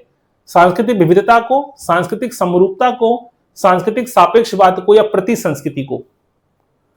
बताइए। कि जॉर्ज, एक क्वेश्चन तो यहीं से बन गया, क्वेश्चन में से एक और क्वेश्चन निकल गया कि मैकडोनाल्डिशन की अवधारणा किसने दी है? जॉर्ज जिर्जर ने दी है। अब ये अवधारणा क्या कहती है? मैकडोनल्ड के बारे में सोचिए। मैकडोनल्ड, आप दुनिया में, भारत में कहीं पे भी मैकडोनल्ड में जाइए, उनका मेन्यू एक ही होता है, ठीक है, स्वाद भी एक ही होता है, उनका जो अंदर का स्टोर होता है और बड़ा सा एम होता है येलो कलर का, वो दुनिया में एक ही होता है। यानी इस बात का प्रतीक है कि पूरी दुनिया में एक कॉमन विचार स्थापित करना, सभी लोगों की सोच में, खान पान में, मान्यताओं में एक रूपता लाना, यही तो है। इसी को ही मैकडोनलाइजेशन नाम दिया है किसने? जॉर्ज रिट्जर ने। इसका मतलब है सांस्कृतिक समरूपता की बात करना। क्लियर? अगला क्वेश्चन, निम्नलिखित में से किस विचारक ने सांस्कृतिक पुनरुत्पादन की और हैबिटस की अवधारणा का उपयोग यह समझाने के लिए किया कि शिक्षा प्रणाली किस प्रकार प्रभुत्वशाली वर्ग की संस्कृति को वैध बनाती है? इतना पूरा पढ़ना ही नहीं है, इसमें केवल एक लाइन है, वो है हैबिटस। ठीक है, आपने देखा होगा यूजीसी नेट के सिलेबस में यूनिट नंबर 3 में टॉपिक है हैबिटस। उस दिन हमने पढ़ाया भी था पर्सनहुड हैबिटस के बारे में, और इसको यूट्यूब पे अपलोड भी किया था। तो हैबिटस की अवधारणा की बात हो रही है, कल्चरल रिप्रोडक्शन की बात हो रही है। तो दो क्वेश्चन आपके अलग से पूछ लिए गए कि हैबिटस की अवधारणा किसने दी है और कल्चरल रिप्रोडक्शन की अवधारणा किसने दी है। तो बड़ा सिंपल सा क्वेश्चन है। अगर आपने कल्चरल कैपिटल पढ़ा है कि नहीं पढ़ा है, याद कर लीजिए, पीरे वॉर्दू की अवधारणा है ये। अगला क्वेश्चन पुस्तकों और सूचियों को लेकर देखिए, बड़ा सिंपल क्वेश्चन है, गलती नहीं होनी चाहिए। Patterns of culture, the study of man, ठीक है, और डिस्टिंक्शन एंड सोशल चेंज, चारों किताबों की बात हो रही है। तो पैटर्न्स ऑफ कल्चर अभी हम चर्चा कर चुके हैं इससे पहले। पैटर्न्स ऑफ कल्चर किसकी किताब है? रूथ बेनेटिक की किताब है। द स्टडी ऑफ मैन किसकी किताब है? रॉल्फ लिटन की किताब है। ठीक है, डिस्टिंक्शन किसकी किताब है? ठीक है, ये आपके और पीरे वॉर्दू की किताब है। और आपके सोशल चेंज किसकी किताब है? ऑर्गमन की किताब है। इसी ऑर्गमन की इसी किताब में सोशल चेंज की में ही सांस्कृतिक विलंबना की अवधारणा प्रतिपादित की थी ऑर्गमन ने। ठीक है, तो आंसर क्या आएगा? 2 4 1 3। सही आंसर क्या होगा? 2 4 1 3। चलिए आगे बढ़ते हैं। तो 4 किताबें भी मालूम पड़ी आपको।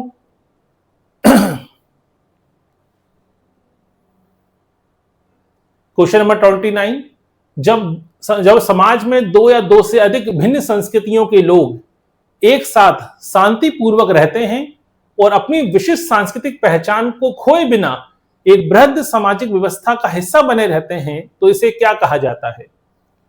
ध्यान समझिए, क्वेश्चन को बड़ा लेंथी है लेकिन है बड़ा सिंपल सी बात कि जब समाज में 2 या 2 से अधिक भिन्न संस्कृतियां एक साथ शांतिपूर्वक रहते हैं, यानी बिना किसी हिंसा के, और अपनी विशिष्ट संस्कृति की पहचान को खोए बिना व्यवस्था का हिस्सा बने रहते हैं। ठीक है, कोई संस्कृति एक दूसरे पर हावी नहीं हो रही है, कोई किसी के लिए हीन भावना नहीं रखता है।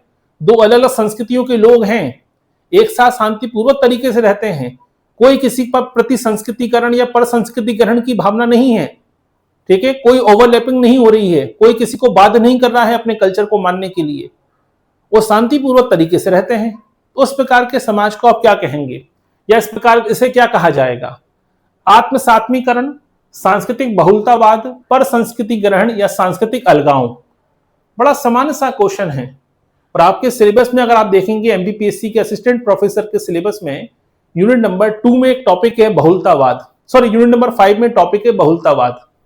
तो सांस्कृतिक बहुलतावाद यही तो है। भारत क्या है? भारत सांस्कृतिक बहुलतावाद वाला देश ही तो है, तभी तो आपके सिलेबस में शामिल किया गया है सांस्कृतिक बहुलतावाद को, क्योंकि भारत में अलग अलग धर्मों को मानने वाले, अलग अलग मान्यताओं को मानने वाले, रीति रिवाजों को मानने वाले लोग, अलग अलग कल्चर को फॉलो करने वाले लोग एक साथ रहते हैं। ठीक है, इसी के लिए कारण से भारत को क्या कहा जाता है? सांस्कृतिक बहुलतावाद कहा जाता है। चलिए आगे बढ़ते हैं। कानून सामाजिक मानदंडों का सबसे अधिक संहिताबद्ध और औपचारिक और संप्रभु समर्थित रूप है। मानदंडों के संदर्भ में यह किसका दृष्टिकोण है? ध्यान समझिएगा, सोशल नॉर्म्स की परिभाषा की बात हो रही है, और सोशल नॉर्म्स का एक प्रकार होता है कानून।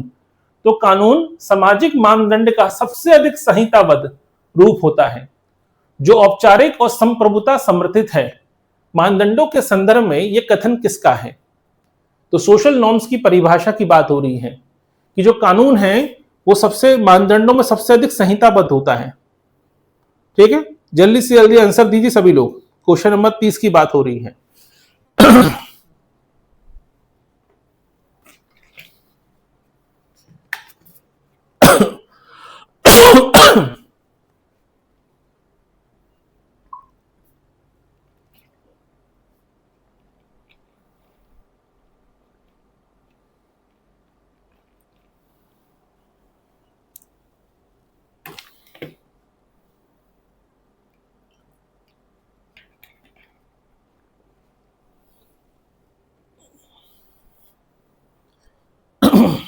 ठीक है,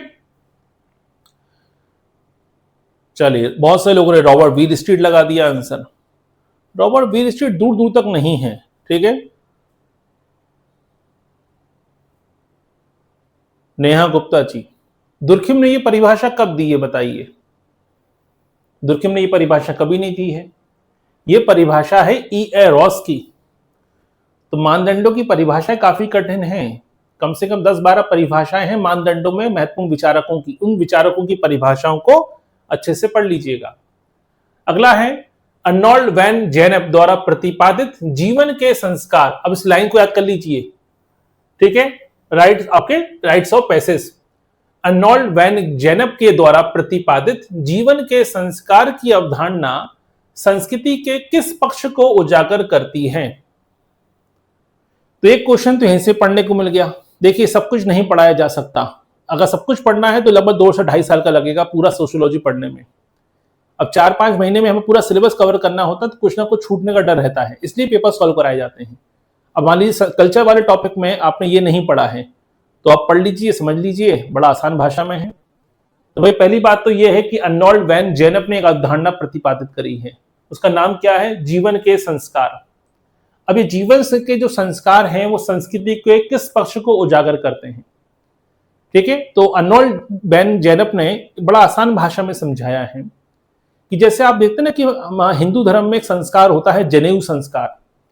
तो जनेऊ संस्कार के बाद बच्चे का, ठीक है, ब्रह्मचर्य आश्रम में प्रवेश प्रारंभ होता है, ऐसा माना जाता है, उसकी शिक्षा दीक्षा प्रारंभ होती है। जनेऊ संस्कार से पहले यह माना जाता है कि तुम एक केवल मानसिक एक सामाजिक प्राणी, जीवित जैविक प्राणी हो, लेकिन जनेऊ संस्कार के बाद तुम्हें सनातन परंपरा में सम्मिलित माना जाएगा। अब तुम एक हिंदू परिवार के सदस्य हो, ठीक है, अब तुम एक ब्राह्मण या जिस वर्ण में तुम्हें प्रवेश हुआ है उस वर्ण की तुम्हें मान्यता मिल जाती है, ठीक है, इसी को कहते हैं संस्कार। तो जो जीवन के हमारे संस्कार हैं ये क्या करते हैं? ये हमें एक फेज से दूसरे फेज में पहुंचाते हैं। जैसे विवाह होता है तो 7 फेरे होते हैं, अग्नि के 7 फेरे के बाद एक महिला एक पुरुष एक साथ रह सकते हैं समाज की नजरों में। तो ये संस्कार की आवश्यकता क्यों पड़ी? यानी एक व्यक्ति है जो 24-25 साल का लड़का है या 21-22 साल की लड़की है, जब वो अग्नि के 7 फेरे ले लेगी यानी जीवन के संस्कार पूरा कर लेगी, तब जाके क्या कहलाएगी? वो विवाहित कहलाएगी। तो ये कौन सी बात हुई कि एक संस्कार के चलते ही उसका जीवन में क्या हो गया? उसका कल्चर पूरा चेंज हो गया, उसकी भूमिका बदल गई रातों रात। इसे ही कहते हैं जीवन के संस्कार। और ये जीवन के संस्कार क्या करते हैं? ये कहलाते हैं सांस्कृतिक संक्रमण। ये आपके कल्चर को क्या करते हैं? चेंज करते हैं, आपको मान्यता मिलती है, एक संस्कृति से दूसरी संस्कृति में आप प्रवेश करते हैं। जैसे मान लीजिए किसी का धर्मांतरण हुआ है। धर्मांतरण में क्या होता है? ईसाई आपके मिशनरियों ने ब्रिटिश शासन के समय बड़े पैमाने पर धर्मांतरण होता था जनजाति समाजों में। नॉर्थ ईस्ट में बड़े पैमाने पर धर्मांतरण हुआ। भारत में आज भी कई सारे केस सुनने को मिलते हैं, छत्तीसगढ़ में, उड़ीसा में, कि धर्मांतरण किया गया। ये धर्मांतरण कैसे हुआ? किसी न किसी संस्कार का पालन किया गया कि नहीं किया गया? इसी को कहा जाता है जीवन के संस्कार। इसी को स्पष्ट किया है कल्चर के रूप में कि जीवन के संस्कार हमें कल्चर में, एक कल्चर से दूसरे कल्चर में, हमारी कल्चर में हमारी भूमिका को बदलने के बारे में बताते हैं। ठीक है, अगला क्वेश्चन, निम्नलिखित में से कौन सा ये युग्म सही सुमेलित नहीं है? पहले क्या है? नहीं है पूछा गया है। विलियम समनर, फॉग वेव्स, ये तो सही है। समनर ने 1906-1907 में किताब लिखी थी फॉग वेव्स के नाम से, ठीक है। Robert Redfield, fog urban continuum, ये भी आपने पढ़ा हुआ है, ठीक है। पीरे वॉर्द्यू, अभी आपने देखा, किताब का नाम है distinction. William F organ, human society, बताइए कौन सा सही है? तो पूछा गया है कौन सा इसमें सुमेलित नहीं है, तो ऑर्गन की किताब का नाम है सोशल चेंज। ह्यूमन सोसाइटी जो किताब है ये किसकी किताब है?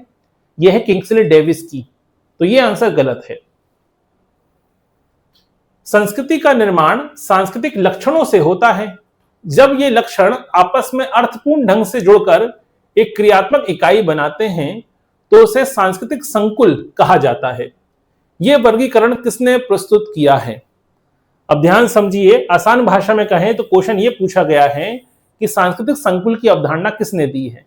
तो पूरा फर्रा लिखने के बाद, 3-4 लाइन पढ़ने के बाद फिर आपसे क्वेश्चन पूछा गया है सांस्कृतिक संकुल की अवधारणा किसने दी है। तो जितना बड़ा क्वेश्चन होता है उतना ही सिंपल होता है वो। क्यों? क्योंकि आपको पूरा पढ़ने की मजबूर कर दिया उसने। लेकिन आपको एक लाइन समझनी है कि भाई कल्चरल कॉम्प्लेक्स या सांस्कृतिक संकुल की अवधारणा किसने दी है, ये मालूम होना चाहिए आपको बस। तो सांस्कृतिक संकुल की अवधारणा किसने दी? टाइलर ने, विस्लर ने, मेलिनोवस्की ने या क्रोवर ने? तो आपको मालूम है सांस्कृतिक संकुल की अवधारणा किसने दी है? क्लॉक विस्लर ने दी है। समाजशास्त्री टॉलकट पार्सन के अनुसार मूल्य और मानदंड सामाजिक व्यवस्था में व्यक्तियों के बीच पाए जाने वाले अंतर्विरोधों को सुलझाते हैं। उन्हें कर्ता के सामने आने वाले इन विभाजनों और दुविधाओं को क्या नाम दिया है? ध्यान समझिएगा, पार्सन की बात हो रही है। पढ़ते समय आपको दिमाग में लगेगा कि प्रश्न इतना कठिन क्यों पूछा गया है, जबकि प्रश्न बहुत सिंपल है। पार्सन का एक बेसिक कॉन्सेप्ट है, उस कॉन्सेप्ट से, उस अवधारणा से ये प्रश्न बनाया गया है, इतना कठिन प्रश्न। तो प्रश्न को फिर से ध्यान से पढ़िए। पार्सन के अनुसार मूल्य और मानदंड सामाजिक व्यवस्था में व्यक्तियों के बीच पाए जाने वाले अंतर्विरोधों को सुलझाते हैं।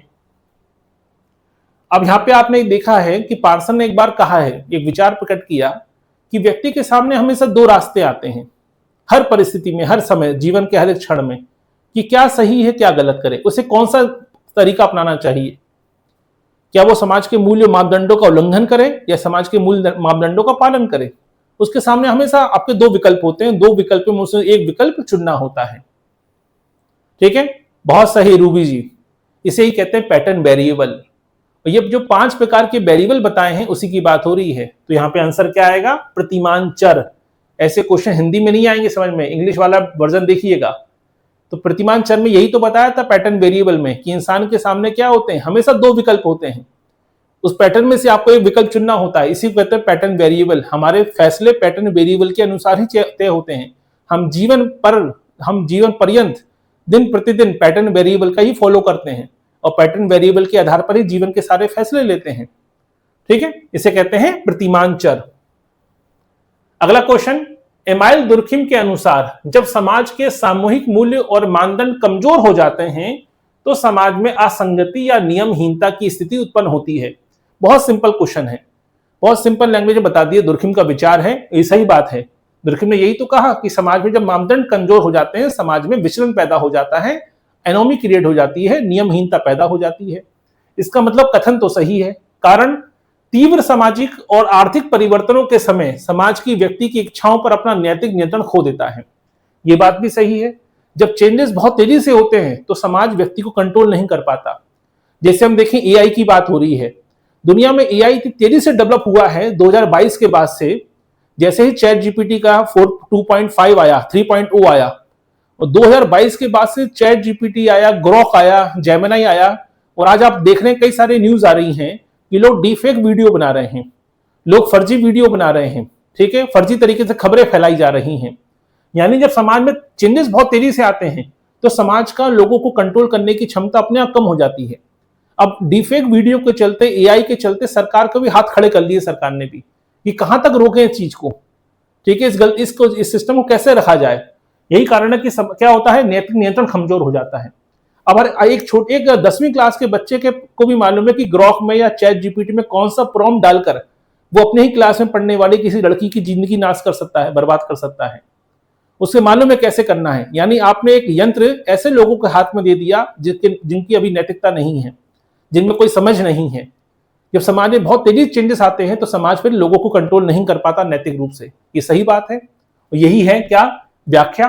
तो इसका मतलब ऑप्शन नंबर ए इसका सही आंसर है। ठीक है, आंसर लगाना महत्वपूर्ण नहीं है, महत्वपूर्ण है आंसर तक पहुंचना। एक बार हम जब आंसर तक पहुंचना शुरू करते हैं तो धीरे धीरे हमारे कॉन्सेप्ट क्लियर हो जाते हैं। किस मानव शास्त्री ने संस्कृति के स्थान पर सामाजिक संरचना को केंद्रीय महत्व दिया और तर्क दिया कि संस्कृति अमूर्त है, जबकि सामाजिक संरचना को वास्तविक सामाजिक संबंधों के रूप में देखा जा सकता है। ध्यान समझिएगा, बहुत सिंपल क्वेश्चन है। अगर आपने नहीं पढ़ा है तो थोड़ा सा पढ़िएगा इसमें। ठीक है, दो लोगों के विचारों को तुलना करके पढ़ेंगे तो ये क्वेश्चन बड़ा आसान हो जाता है। किस मानव शास्त्री ने संस्कृति के स्थान पर सामाजिक संरचना को केंद्रीय महत्व दिया है? सामाजिक संरचना को महत्वपूर्ण माना है, संस्कृति को नहीं। और तर्क दिया है कि संस्कृति अमूर्त है जबकि संरचना जो है वो वास्तविक सामाजिक संबंधों का रूप में देखा जा सकता है। यानी संस्कृति अमूर्त है, जो सही बात है, लेकिन सामाजिक संरचना को हमेशा लोग अमूर्त मानते हैं, लेकिन ये एकमात्र ऐसे विचारक हैं जो सामाजिक संरचना को मूर्त मानते हैं। क्लियर? अब बड़ा सिंपल हो गया आपके लिए कि सामाजिक संरचना को मूर्त मानने वाला एक ही व्यक्ति है दुनिया में, एक ही समाजशास्त्री है। वो कौन है? वो है रैडक्लिफ ब्राउन। इसलिए रैडक्लिफ ब्राउन और नाडेल को हमेशा तुलना करके पढ़िएगा। नाडेल याद रखिए सामाजिक संरचना को अमूर्त मानते हैं और रैडक्लिफ ब्राउन सामाजिक संरचना को अमूर्त मानते हैं। क्लियर? तो नाडेल और अगर आपने ब्राउन के तुलनात्मक अध्ययन पढ़ा है तो ये क्वेश्चन बहुत आसान हो जाता है। अगला क्वेश्चन, उच्च संस्कृति हाई कल्चर से क्या तात्पर्य है? ये तो बड़ा सिंपल है। हाई कल्चर क्या होता है? वह संस्कृति जो केवल आदिवासी समाजों में पाई जाती है। समाज के संभात्र यानी एलिट, बौद्धिक और उच्च वर्ग द्वारा अपनाई जाने वाली शास्त्रीय कला, संगीत, साहित्य और जीवन शैली। वह संस्कृति जो जन संसार के माध्यमों द्वारा बेची जाती है। वह संस्कृति जो पूरी तरह से अनपढ़ लोगों की होती है। हाई कल्चर क्या होता है? आपने देखा होगा जिन चीजों को आम आदमी पसंद करता है, जो एलिट क्लास है, उन चीजों को पसंद ही नहीं आता। जो फिल्में हमें पसंद हैं, एलिट क्लास को अलग हटके फिल्में पसंद होंगी, उनके शौक भी अलग होंगे। उनको पसंद है टेनिस, उन्हें पसंद है गोल्फ, उन्हें क्रिकेट पसंद नहीं आएगा, फुटबॉल पसंद नहीं आएगा, क्योंकि ये तो आम लोगों की पसंद है। यानी उनका खान पान, उनका संगीत, उनका साहित्य, हर चीज में उनको क्या है? एलिट क्लास पसंद है। ठीक है, याद रखिए एलिट क्लास को। तो अपने आप को क्या होता है? ये होता है हाई कल्चर। यानी पहनावे से लेकर, खान पान से लेकर, कला से लेकर, संगीत से लेकर, हर क्षेत्र में उनकी पसंद अलग ही होती है। ऐसी पसंद जो आम आदमी को जानकारी भी नहीं होती है, आम आदमी उसको अफोर्ड भी नहीं कर सकता है। इसी को कहा जाता है हाई कल्चर। ठीक है, तो ऑप्शन नंबर 20 का सही आंसर है। किंग्सले डेविस ने अपनी पुस्तक ह्यूमन सोसाइटी में सामाजिक नियंत्रण के साधनों को 2 भागों में बांटा है। निम्नलिखित में से कौन सा साधन अनौपचारिक सामाजिक नियंत्रण के अंतर्गत मानदंडों का हिस्सा है? ध्यान समझिएगा, किंग्सले डेविस ने 2 भागों में बांटा, औपचारिक और अनौपचारिक। और प्रश्न क्या पूछा गया है? कौन सा सामाजिक मापदंड ऐसा है, सामाजिक नियंत्रण का साधन है जो अनौपचारिक है? अनौपचारिक है मतलब न्यायपालिका, जेल अनौपचारिक होते हैं, जननीतियां, लोकाचार, प्रथाएं अनौपचारिक होती हैं, पुलिस प्रशासन अनौपचारिक होता है, या राज्य के लिखित कानून अनौपचारिक होते हैं? तो ऊपर वाला न्यायपालिका, जेल औपचारिक है, पुलिस प्रशासन ये भी औपचारिक होता है, राज्य का लिखित कानून ये भी औपचारिक है, लेकिन जो हमारी जननीतियां हैं, रूढ़िवादिताएं हैं, प्रथाएं हैं, मान्यताएं हैं, ये अनौपचारिक होती हैं। इसलिए आंसर क्या आएगा? ठीक है, ऑप्शन नंबर बी। एडवर्ड सीपर और बेंजामिन वॉफ के द्वारा प्रतिपादित सीपर वॉफ परिकल्पना का संबंध किससे है? ठीक है, ये पेपर थोड़ा टफ हो जाता है। मैंने पहले भी कहा समाजशास्त्र में 50 किताबें हैं, 50 अवधारणाएं हैं। आपने देखा होगा यूट्यूब पर मैं 15 मिनट की अवधारणा पढ़ाता था दोपहर 3 बजे वाले लेक्चर में, लेकिन अभी समय की कमी के चलते उस लेक्चर को मुझे रोकना पड़ा है और पेपर सॉल्व कराने पड़ रहे हैं अभी आप लोगों को। तो मैंने कई सारी ऐसी अवधारणाएं पढ़ाई हैं जहां पर बहुत से लोगों ने कहा कि ये उन्होंने पढ़ी ही नहीं है, क्योंकि सोशियोलॉजी में बहुत सारी अवधारणाएं हैं। आजकल कोरियन समाजशास्त्री, कोरियन ड्रामा तो बहुत लोग देखते हैं, कोरियन समाजशास्त्री काफी लोकप्रिय हो रहे हैं, स्पेनिश समाजशास्त्री काफी लोकप्रिय हो रहे हैं। ठीक है, क्योंकि हमारे यहाँ तो जो प्रोफेसर हैं उनकी तो SIR में, जनगणना में ड्यूटी लगती है। ठीक है, उनसे ये काम कराए जाते हैं, लेकिन जो स्पेन के प्रोफेसर हैं या कोरियन प्रोफेसर हैं, ये बड़ी मात्रा में ट्राइब्स में, इलाकों में जाकर स्टडी कर रहे हैं। तो नई नई अवधारणाएं उभर कर आ रही हैं आने वाले कुछ वर्षों में, पिछले कुछ वर्षों में आई हैं अवधारणाएं। ठीक है, तो ऐसी ही कई सारी पुरानी अवधारणाएं भी, ये नई अवधारणा नहीं है, ये तो पुरानी अवधारणा है, लेकिन आपकी गुप्ता शर्मा में ये अवधारणा पढ़ने को नहीं मिलेगी आपको। तो एडवर्ड सीपर और बेंजामिन वाहब के द्वारा प्रतिपादित सीपर वाहब परिकल्पना का संबंध किससे है? तो जून 2017 में क्वेश्चन पूछा जा चुका है। तो यूजीसी नेट का पेपर देखिए किस लेवल का होता है। क्लियर? तो अच्छे से पढ़ के जाइएगा। तो यहाँ पे सीपर वाहब परिकल्पना क्या बात करती है? भाषा और संस्कृति के संबंध की, आर्थिक विकास, सांस्कृतिक पिछड़ेपन की, वर्ग संघर्ष और सांस्कृतिक क्रांति की, तकनीकी विकास का भाषा पर प्रभाव की। आसान भाषा में समझ लीजिए, हो सकता है आप में से बहुत से लोगों ने नहीं पढ़ी हो ये अवधारणा। ये अवधारणा बात करती है भाषा और संस्कृति के संबंध की। ठीक है, तो ये हाइपोथेसिस ये कहती है कि हम भाषा केवल संवाद का माध्यम नहीं है, बल्कि भाषा के माध्यम से आप किसी के कल्चर को भी समझ सकते हैं। ये बात कोई नई बात नहीं है। भारत में कई लोग कहते हैं ना, मान लीजिए कोई आपसे गाली गलौज करके बात करे या तू तड़ाक करके बात करे, तो लोग क्या कहते हैं, क्या तुम यहाँ कल्चर वल्चर है कि नहीं तुम्हारा, कौन से खानदान को रिप्रेजेंट करते हो, कोई खानदान है कि नहीं है, क्या सिखाया तुम्हारे माँ बाप ने। इसका मतलब भाषा से हम किसी व्यक्ति की कल्चर की पहचान कर सकते हैं। एक आदमी का भाषा कैसी है, उसके बोलचाल का तरीका कैसा है, वो किस प्रकार के शब्दों का इस्तेमाल करता है। तो ये हाइपोथेसिस यही कहती है कि भाषा केवल संवाद का माध्यम नहीं है, बल्कि संस्कृति को समझने का माध्यम भी है। आप भाषा के द्वारा सामने वाले की कल्चर की मान्यताओं को भी गहराई से समझ सकते हैं। मान लीजिए एक व्यक्ति है और उसकी भाषा में बार बार गाली गलौच आ रही है, और गाली गलौच में ठीक है महिला सूचक शब्दों का इस्तेमाल हो रहा है, तो इसका मतलब उस व्यक्ति का कल्चर और उस समाज में, उस सोसाइटी में महिलाओं की स्थिति कितनी दयनीय होगी।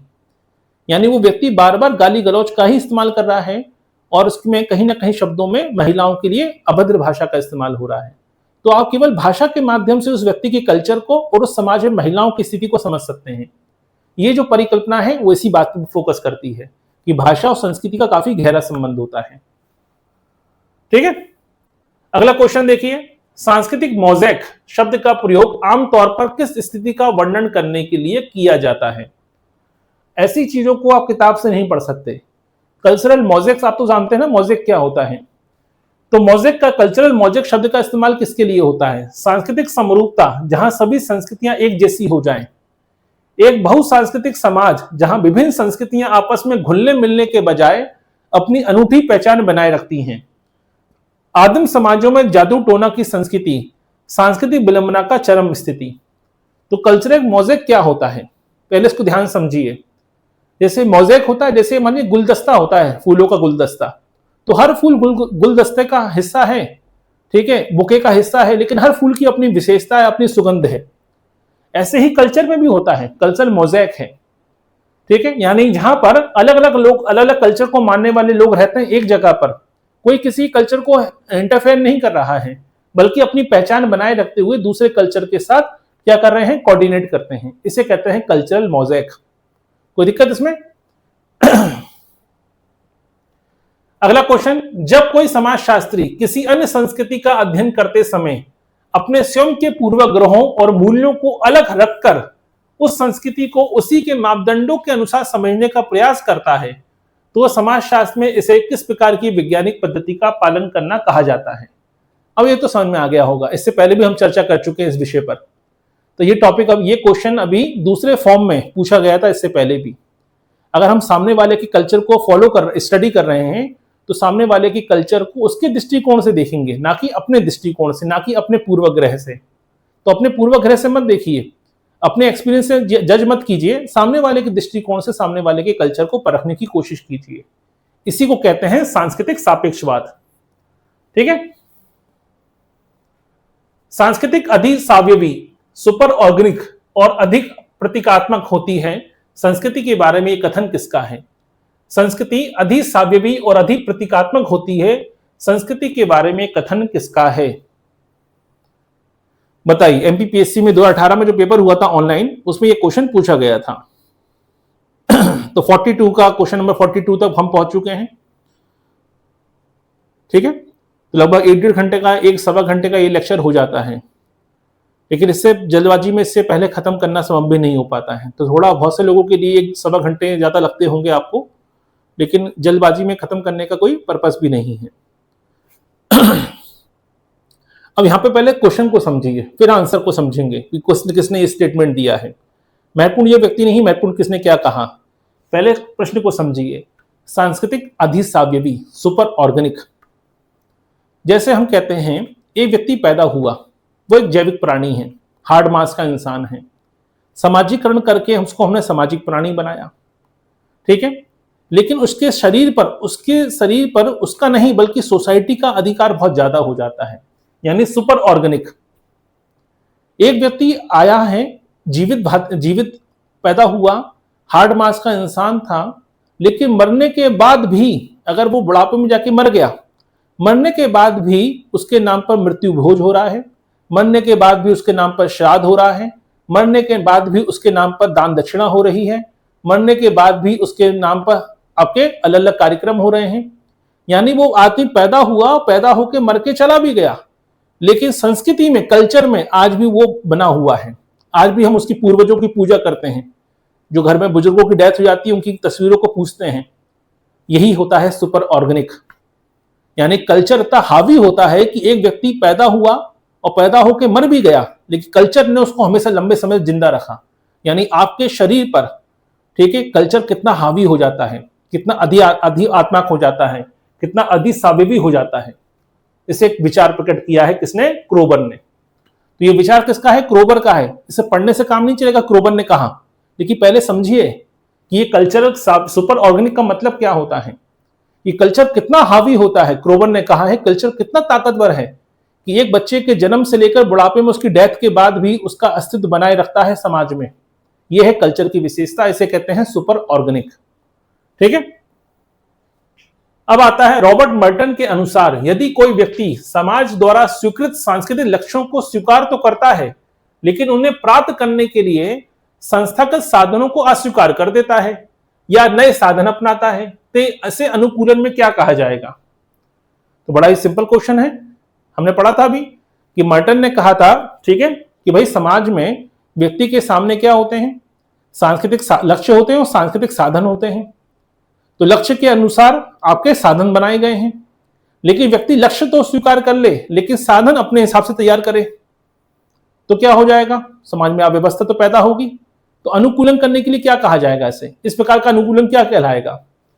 अनुरूपता, नवाचार, कर्मकांडिता या पलायनवादिता। अनुरूपता का मतलब क्या है कि जो लक्ष्य था, साधन था और लक्ष्य सेम है, यानी समाज ने व्यक्ति को जो लक्ष्य दिया और जो साधन दिए, व्यक्ति ने उसी साधन का इस्तेमाल करके लक्ष्य प्राप्त किया। एक बच्चे से कहा गया कि तुम्हें 90% नंबर लाने हैं, कि 90% क्या हो गया? लक्ष्य, और साधन क्या है? खूब पढ़ाई करो। बच्चे ने खूब पढ़ाई करी, नंबर लेके आ गया, इसे कहेंगे अनुरूपता। दूसरा है कर्मकांडिता, जो चला आ रहा है उसको फॉलो करो। लक्ष्य गया, लक्ष्य से मतलब नहीं 90% नंबर आए या ना आए, बस आपको 16 घंटे पढ़ाई करनी है।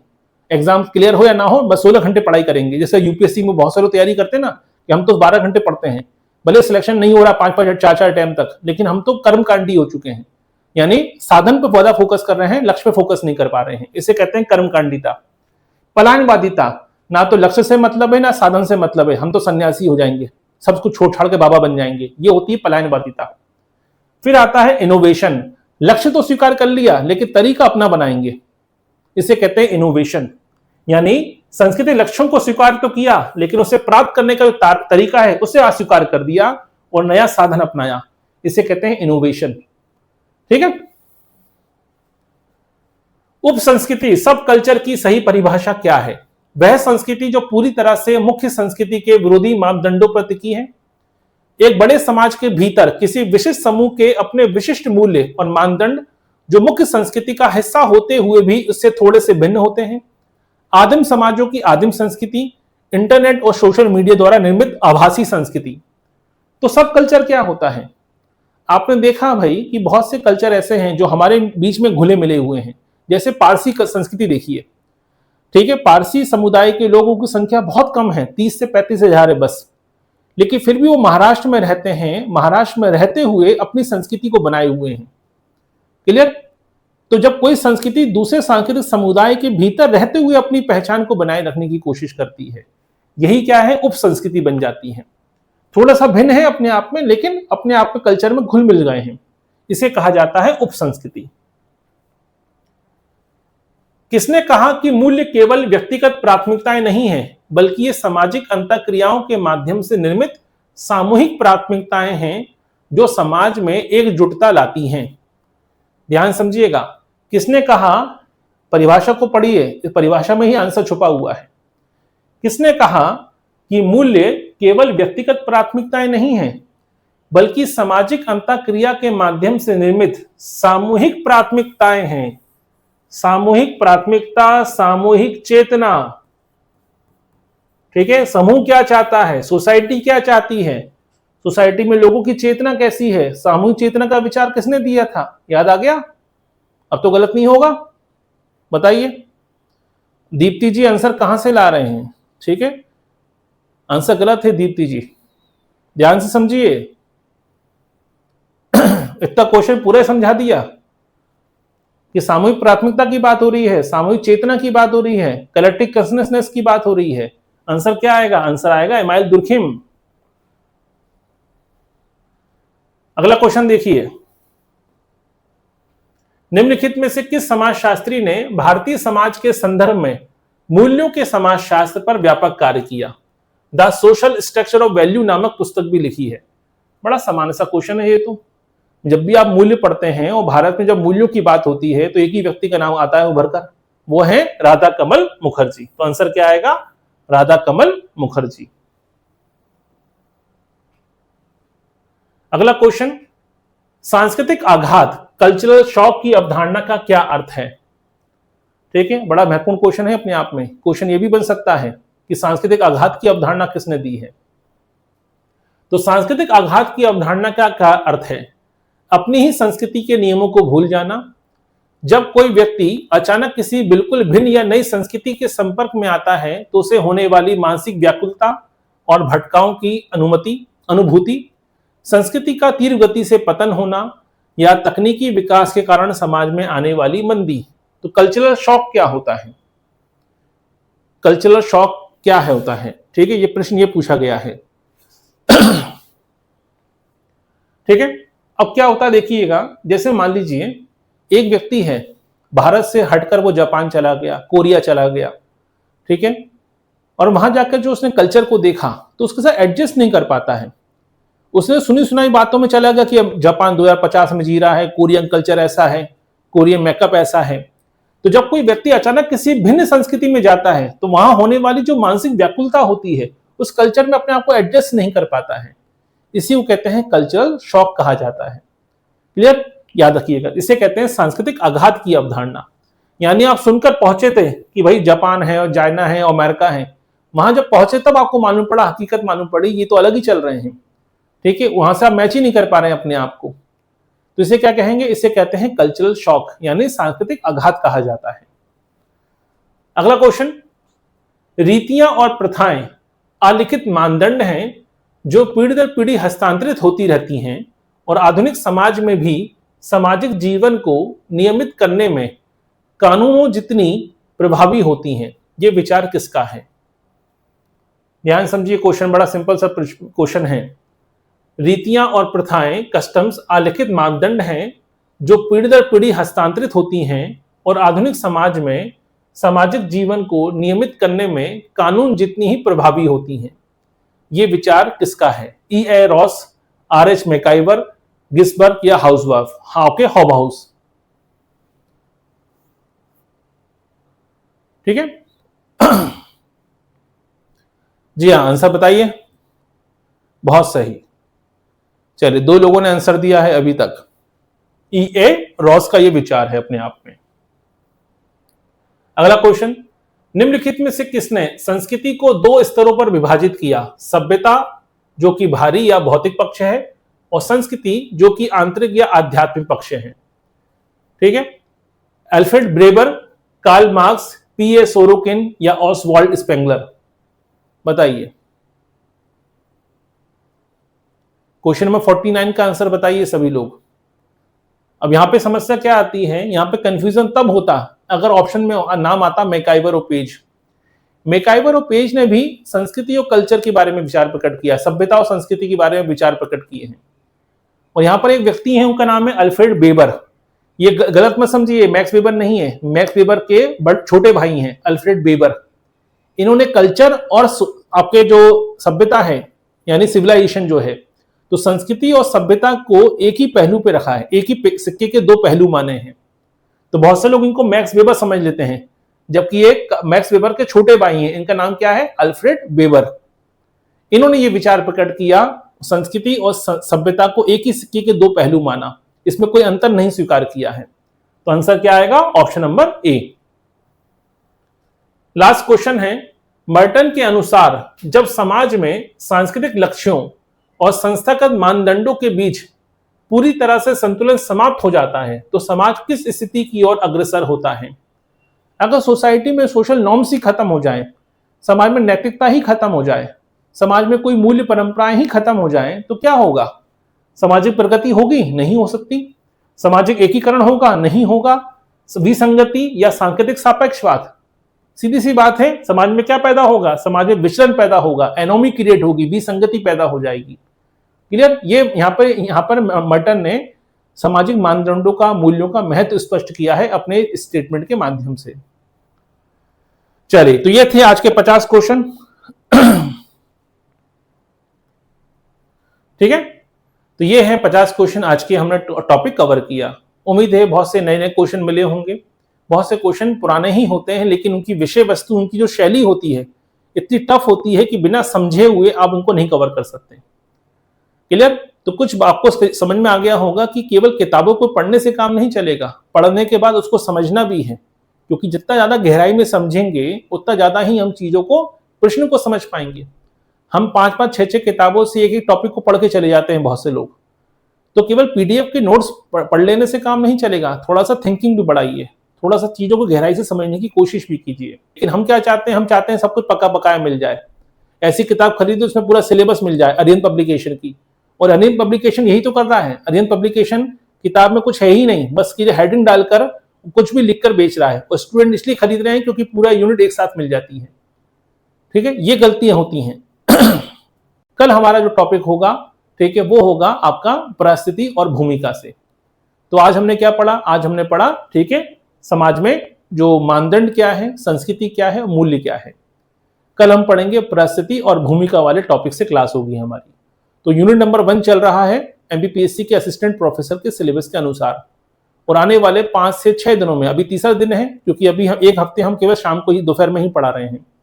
उसके बाद, ठीक है, अगले मंडे से यानी आने वाले सोमवार से एक की जगह 2 लेक्चर होंगे, यानी 50 नहीं बल्कि 100 क्वेश्चन हम सॉल्व करेंगे। तो मुलाकात होगी आपसे अगले लेक्चर में। बने रहिए हमारे साथ। बहुत बहुत धन्यवाद।